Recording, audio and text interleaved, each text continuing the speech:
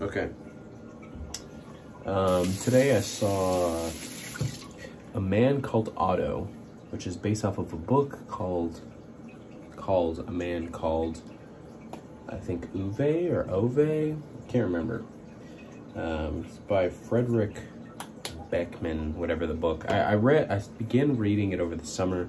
Sam and I listened to one of his books on the way back from a trip over the summer, so I was somewhat familiar already roughly with the story and the tone of the writer.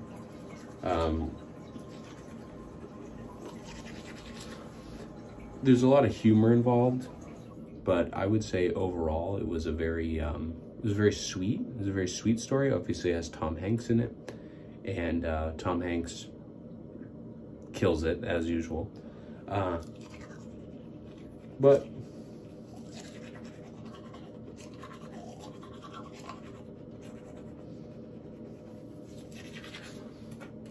as often common with movies that are made after books or made out of books, the character development is fantastic. You know, the characters themselves are really, really fantastic.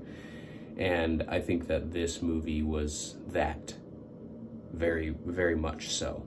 The characters were super interesting.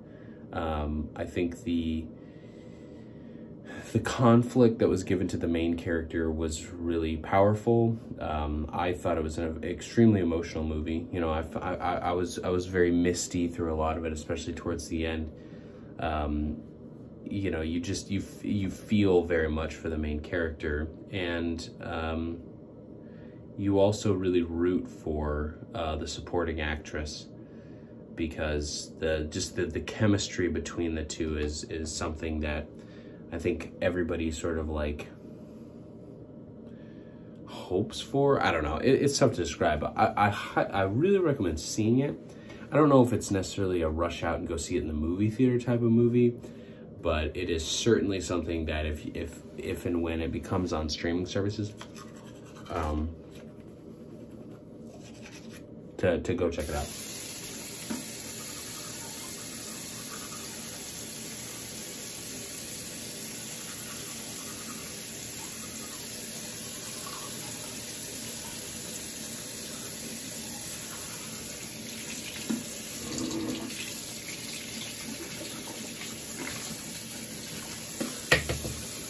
What was a little bit bizarre is that there's a lot of like very prominent product placement. This doesn't really affect the enjoyment of the movie in any way. I just thought it was weird because I wouldn't consider this movie to be a particularly big like blockbuster or anything, obviously.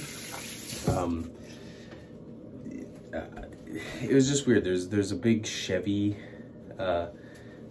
product placement opportunity because there's some positive promo about Chevrolet built into the story and built into the character, and I guess very understandably they took advantage of that, or Chevy took advantage of that.